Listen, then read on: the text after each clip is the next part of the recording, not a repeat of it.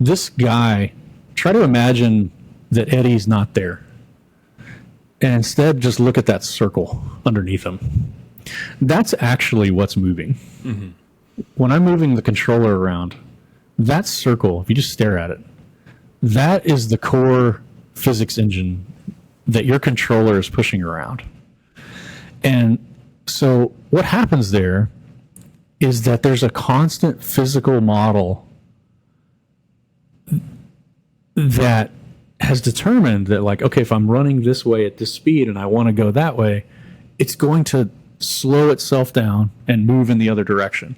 The problem then on the current engine, which FIFA invented, basically, I mean, tons of games use this. It's not like FIFA, but it was FIFA's engine, which was the Frostbite engine. Well, it was actually called Ant back then, and Frostbite came from DICE, and then they called it Ignition. They all make these things up. They're not real.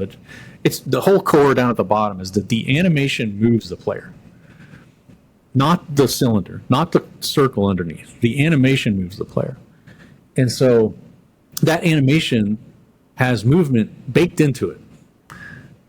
That character taking those steps moves that many steps in the game, and effectively then you have to be like hyper perfect when you animate things, that their feet move the correct distance for, like, say, a max speed player, and then you slow the animation down a little bit or whatever for a slower speed player. But what happens then is that there's no really good underlying physics model underneath to maintain momentum as well as it did back then. And if you can get up videos, I'm sure you could show it, or we could find some of the current Madden engine. Mm-hmm.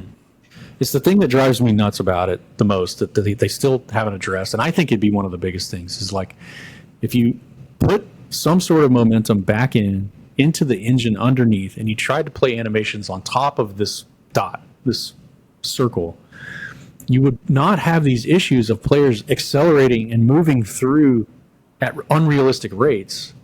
Like, you can watch players right now in almost every play in Madden now, or college, where they run their route, they come out of the route, and they just warp and immediately snap to, like, a new angle at full speed. And it's like no momentum was preserved because they're just playing that animation right there, and they're snapping into the new animation state, which is also an animation. And there is physics, of course, underneath, but it's not the same as this physics, which is like one true physics model. It's basically a series of these things moving together. And that's why you get such janky accelerations and decelerations. And, like, they come out of a broken tackle and then they speed up really fast, or a defensive back is backpedaling and then he just warps over here. It's like, because the animation is moving and not the underlying core physics model.